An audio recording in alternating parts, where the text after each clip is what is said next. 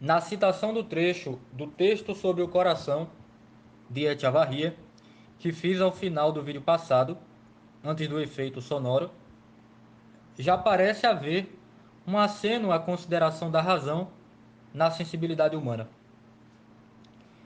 Ou melhor dizendo, considerando a sensibilidade enquanto participando da razão.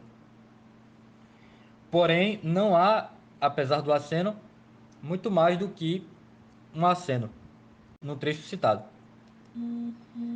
O foco fica nas potências cognitivas sensitivas, os sentidos externos e os sentidos internos, e nos apetites sensitivos, apetite concupiscível e apetite irascível. Iremos continuar considerando os apetites sensitivos em sua relação com os sentidos, faculdades cognitivas sensitivas, enquanto aquilo que Santo Tomás chama de sensualidade, que são essencialmente os apetites sensitivos considerados segundo a natureza sensível, à margem da influência da razão. Então, deixando claro, nós temos faculdade cognitiva superior, inteligência ou razão, e apetite superior, vontade, livre-arbítrio. Porém, ainda não iremos considerá-los por agora. Iremos considerar por agora os apetites sensitivos apenas segundo a natureza sensitiva, ou seja, os apetites sensitivos enquanto aquilo que Santo Tomás chama de sensualidade, aquilo que compartilham os seres humanos e os animais irracionais em si mesmo, ou seja, segundo a natureza sensitiva. Os apetites sensitivos segundo a natureza sensitiva, para ser mais exato. Então, a consideração vai ser dos apetites sensitivos e daquelas potências sensitivas que estão a eles relacionadas. Uma pequena observação. No ser humano, os apetites sensitivos não ficam apenas na mera sensualidade, mas também subjazem à razão e à vontade. Mas por ora, fiquemos na consideração apenas da sensualidade. Cognições sensitivas avaliativas, ou seja, atos avaliativos procedentes de faculdades cognitivas sensitivas, os sentidos, causam ativação de atos do apetite sensitivo. Atos estes que nós chamamos de emoções, paixões ou afetos sensitivos. Assim, o gato, antes de desejar a comida, a apreende de algum modo, e a avaliação que se fará na sua cognição avaliativa, como a coisa sendo agradável para ele, vai ativar a emoção de amor e a emoção de desejo. Ou seja, há um ato de cognição que precede o ato do apetite sensitivo, que precede a emoção.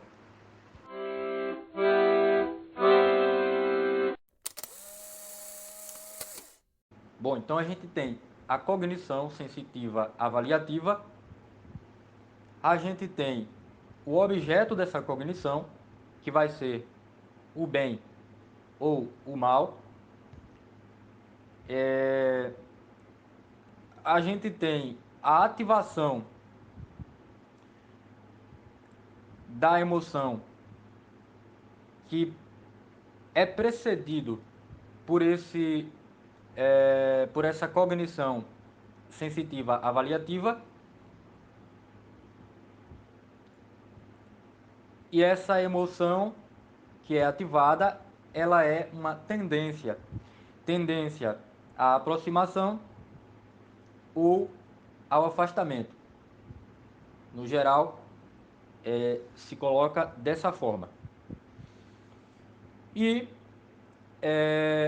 essa tendência é o formal e tem outros aspectos formais que vão dar aquela parte, vamos dizer assim, estrutural da emoção. Por exemplo, se o objeto está presente ou se está ausente, se é um bem ou se é um mal. Então isso vai fazer parte do aspecto formal e também esse aspecto formal, obviamente, ele vai ter ele vai dar a forma ao aspecto material, que são as mudanças que se seguem de determinada forma,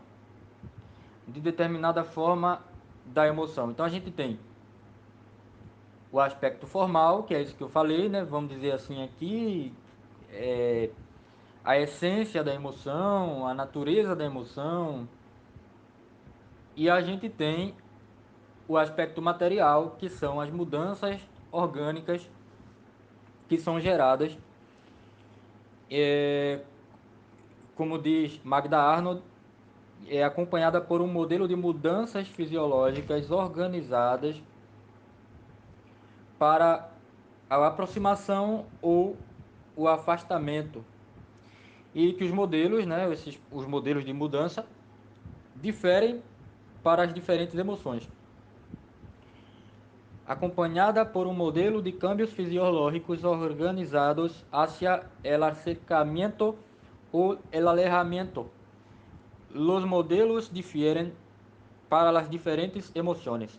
É assim que tem aqui na citação que Martin faz de Magda Arnold no texto Las teorías psicológicas de las emociones frente a Tomás de Aquino. A emoção é psicossomática. Fazem parte dela o aspecto formal e o aspecto material. Traduzindo isso em psicologia, o aspecto psíquico e o aspecto corporal. Martin Echavarria diz o seguinte: Santo Tomás classifica as paixões em 11 gêneros, divididos por sua vez em inumeráveis espécies. Estes gêneros se distinguem por seus objetos. Há 6 gêneros de paixões do apetite concupiscível: o amor, que se refere ao bem deleitável simplíciter, e sua paixão oposta, o ódio, que se refere ao mal oposto ao bem amado. O desejo, que se refere ao bem prazeroso, todavia não possuído, e sua paixão oposta, a aversão. O gozo, referido ao bem deleitável alcançado, no qual o apetite descansa, e a tristeza, que surge ante a presença de um mal que não se pode combater. Os outros 5 gêneros de paixões são do apetite irascível, a esperança ante o bem difícil avaliado como possível de conseguir, e seu oposto, a desesperação ou desânimo, ante o bem difícil avaliado como impossível de alcançar. A audácia, referida ao mal iminente, que é avaliado como possível de vencer, e o temor, que surge ante o mal iminente, avaliado como insuperável. E a ira, o movimento de agressividade contra o mal presente que se considera possível de vencer. Para que o animal ame o alimento e deseje o alimento, ele tem que perceber o alimento como bom. Se ele não percebe aquele alimento como algo bom, como algo agradável, ele não vai desejar esse alimento. E esse perceber como algo agradável, perceber como algo bom, é justamente a cognição precedendo a ativação da emoção. Então, a gente consegue ver aí o sentido, por exemplo, do olfato quando o animal sente o cheiro da comida e ele é despertado nele o amor e o desejo. Sempre que houver a emoção de desejo, ele primeiro sentiu a emoção de amor, porque, como eu descrevi aí, essa emoção de amor ela provém, de certa forma provém, porque eu estou dizendo de certa forma, porque o ato é do apetite sensitivo, mas provém enquanto a especificação do objeto provém da captação do sentido, da cognição sensitiva que o animal teve. Então, como a emoção de amor vai ser o primeiro movimento apetitivo sensitivo despertado no animal, foi precedido por uma cognição avaliativa sensitiva de que a coisa é boa, de que a coisa é agradável. Todas as descrições que eu fiz, vocês podem fazer o seguinte exercício: pensar essa descrição como sendo a cognição que o animal está tendo, como sendo a captação que o animal está tendo da coisa. E aí vocês verão que essa emoção ela impulsiona ou retrai de acordo com o juízo que é emitido sobre o objeto.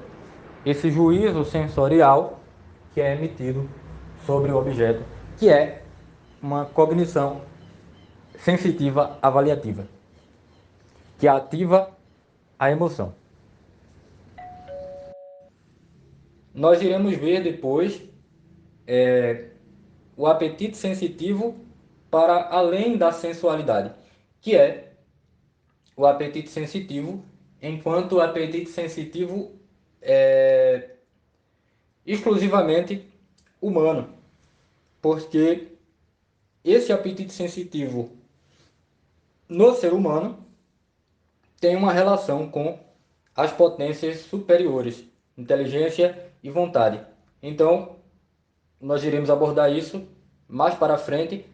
No próximo episódio, nós iremos abordar, acredito eu, já a vontade.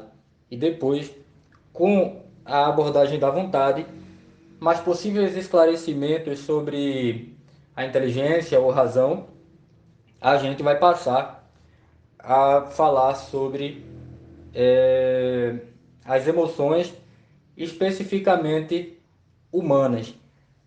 Talvez precise também falar logo de comportamento. Vamos ver direitinho como é que vai ser isso. Mas agora passemos então para a vontade, que é sede de afetos intelectivos, que os animais não têm e que não são emoções. Então, afetos intelectivos, só você tendo intelecto é que você vai poder ter afeto intelectivo. Enfim, espero vocês aí no próximo episódio.